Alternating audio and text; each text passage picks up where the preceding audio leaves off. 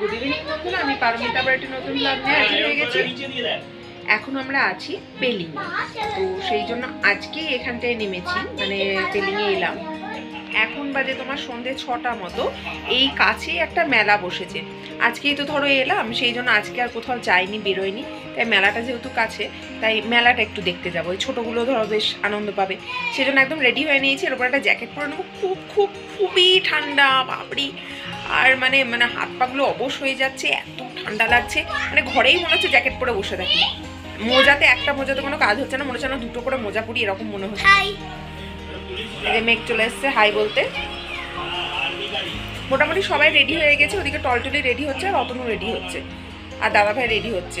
আমরা মোটামুটি রেডি হয়ে গেছি, এই 5-10 মিনিটের মধ্যে বেরোবো। হাই বলো বাবু। আমরা সবাই মিলে চললাম মেলায়। রাতে রিসর্টের সামনের পোর্শনটা তোমাদেরকে দেখিয়ে দিলাম। এই দেখো এখনো রেডি হয়নি। ছাদ থেকে দেখো কি সুন্দর লাগছে না, কত দূর অবধি দেখা যাচ্ছে। মনে হচ্ছে ছোট ছোট কয়েকটা জোনাকি ঘুরে বেড়াচ্ছে।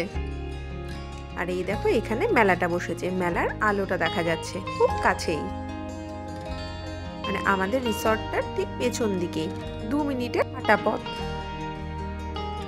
বাইরে যা প্রচন্ড ঠান্ডা, সেই জন্য অদূরতীয় নাকটাকে একটু ঢেকে দিচ্ছে। মেলাটাতে চলে এসেছি, বিশাল বড় মাঠ, কিন্তু এখনো তোমার মেলাটা পুরোপুরি বসেনি। আসলে আমরা জানতাম না, আমরা ভেবেছি আজকে থেকে মেলাটা শুরু, কিন্তু মেলাটা শুরু হচ্ছে কালকে থেকে, মানে 25শে ডিসেম্বর থেকে। আমি আর টলটলি মেলায় শুধু একটু ফুচকা খেয়েছি, তাও আমাদের বহরমপুরের মতো নয় বলে সেই 4টে মাত্র খেয়েছি। সেরকম কিছু বসেনি, কালকে মেলা। রুমে এসে কিছু স্ন্যাক্স অর্ডার করেছিলাম, খিদে পেয়ে গেছে, ঘরেই খাবো। আর দেরি আছে 10টা থেকে ডিনারটা। এগ চাউমিন আর চিকেন পকোড়া অর্ডার করেছিলাম। আসলে বলে না, পেট শান্তি তো সব শান্তি। তো সবারই পেট এখন একদম শান্ত, সেই জন্য এখন আমরা লুডো খেলতে বসেছি। দিদাই নিয়ে এসেছিল, আমি আর টলটলি খেলতে পারি, আর এই পুচকে দুটো তো খেলতেই পারে না। তারা শুধু ওই গুটি নিয়ে ছুঁড়ে ফেলছে, লুকিয়ে রেখে দিচ্ছে, যা নয় তাই করে বেড়াচ্ছে। তো আমার আর টলটলি খেলাটাও সেই ভেস্তে গেল। একটুখানি আমাদের লুডো খেলা হয়ে গেল, এবার আমরা বসে আছি। টিভিতে এখন আপাতত সিনেমা দেখবো ভাবছি, তো কি সিনেমা দেখবো সেটাই বুঝতে পারছি না। ভূতের সিনেমা দেখলে ভয় লাগছে, এমনি সিনেমা খুঁজে পাচ্ছি না। ভালো ওটা, তারপরে ভয় লাগবে না তোমার? বাড়ি ভয় লাগে, তুমি তোর কাছে চলে আসবে। কে কাকে ভয় দেখায় বাপরে বাপ।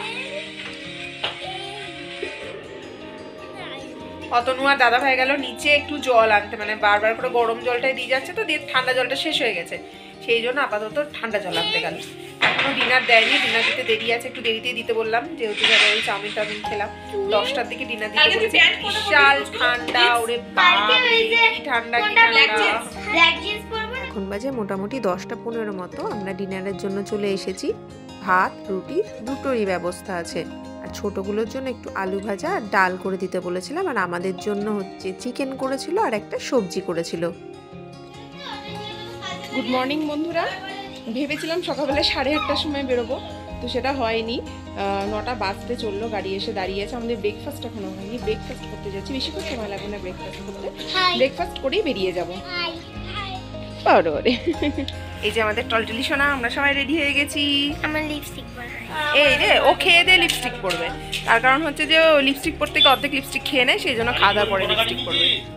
আজকেও সকালবেলায় বেশ মেঘ থাকায় কাঞ্চনজঙ্ঘাটা কিন্তু দেখা গেল না, তাই সবারই খুব মন খারাপ। কি জানি আদৌ দেখতে পাবো কিনা।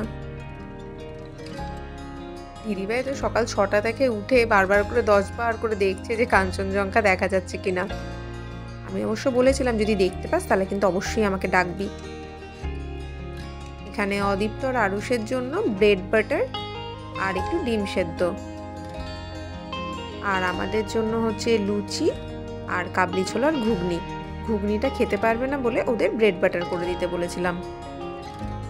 এই রিসর্টটার খাবার দাবার নিয়ে কোনো কথাই হবে না, খুব খুব খুব টেস্টি।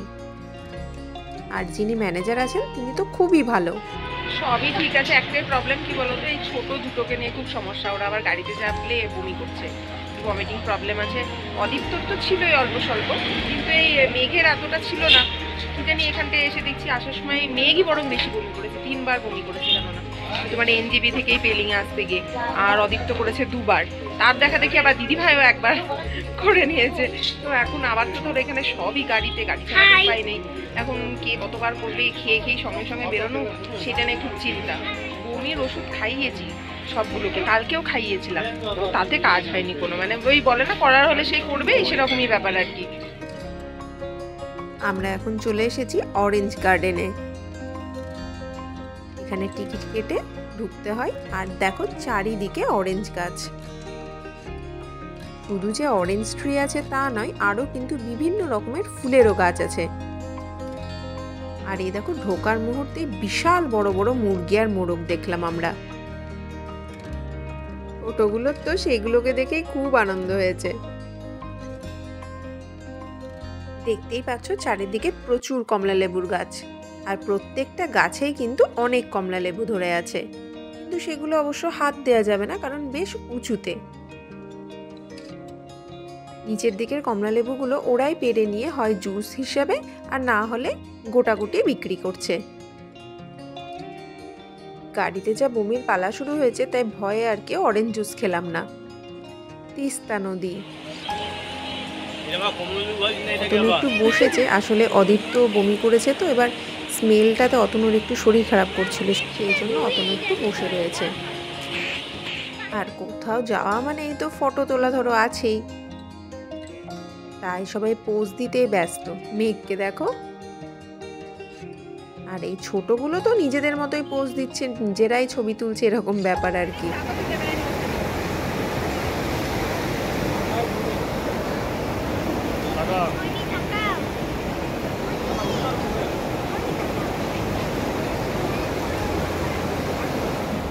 এখন আমরা চলে এসেছি স্কাইওয়াক আর বৌদ্ধ মনাস্ট্রি যেটা আছে সেটাতে। ইয়েটাতে দেখা হয়নি, মানে আমি অতনু আর বাবু দেখতে যেতে পারিনি, ওর বমি হচ্ছিল খুব, দিয়ে ঘুমিয়ে গেছিল, তাই ওকে আর ঘুম থেকে ডাকিনি। তোমার কি জানো নামটা রে, যেটাতে তোরা গেলি? খেচিপেরি লেক, ওইটাতে যাওয়া হয়নি, এইটাতে কষ্ট করে এসেছি। দেখে নি, এটা তো খুব ভালো জায়গা।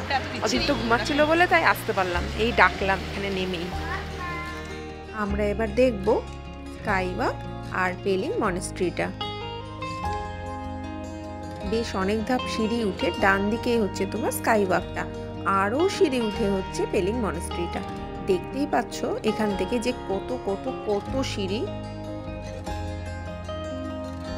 আমি তো একবার ভাবছিলাম যে থাক, মনে হয় উঠতে পারবো না, তোরাই যায়, এরকম ব্যাপার আর কি। তো দেখলাম সবাই যখন উঠছে আমিও যাই, দেখি নিশ্চয়ই পারবো। টলটলি গুনেছে, মনে হয় 183টা সিঁড়ি, মানে ওঠার সময় 183, আবার নামার সময় 183। সংখ্যাটা অনেকটাই বেশি, কিন্তু কি বলতো, সিঁড়িগুলো না, ধাপগুলো খুব ছোট ছোট, মানে উঠতে এতটা অসুবিধা হচ্ছিল না। মানে যদি ধরো খুব উঁচু উঁচু ধাপ হয় তাহলে খুব কষ্ট হয়। ফাইনালি উঠেছি, ও হাঁপিয়ে গেছি, সবথেকে বেশি গলাটা শুকিয়ে যাচ্ছে। তাহলে সবাই এখন জল খেতে ব্যস্ত, সেই জন্য অদীপ্ত বসে পড়েছে। আসলে অতনু কিছুটা অদীপ্তকে বলে নিয়ে এলো, তো সেই জন্য ও হাঁপিয়ে গেছে। মনাস্ট্রিটা কিন্তু অসাধারণ দেখতে, ফোনে কি আর এত সুন্দর বোঝা যায়। আর বিশাল এরিয়া নিয়ে এই মনাস্ট্রিটা, উপরে উঠে যেন মনে হচ্ছে একদম আকাশে চলে এসেছি।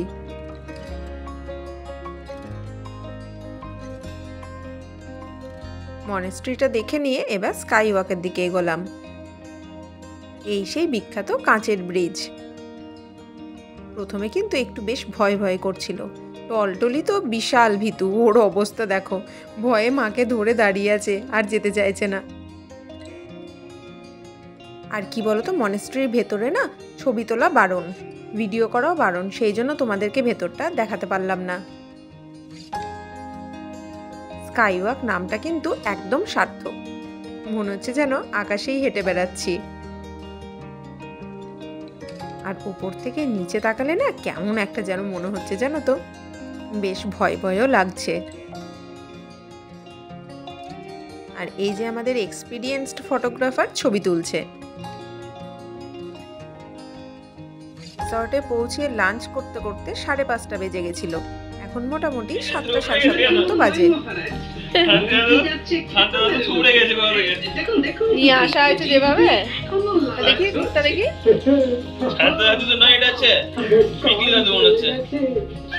লাগাতে পারে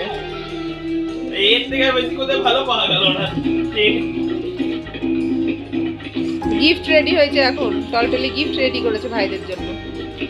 টলটলি তো তাহলে শান্তা দিদুন হয়ে গেল, শান্তা দিদুন।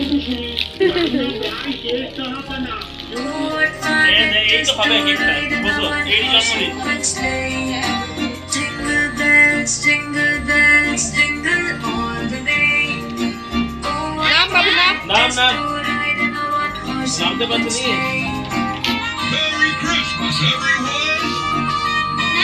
দুটো বল এই দাঁড়া।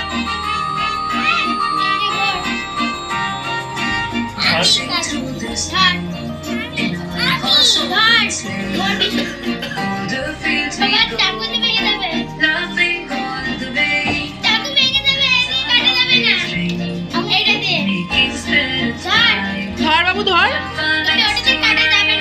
দিদি আর হাতটা ধর, দিদি আর হাতটা ধর।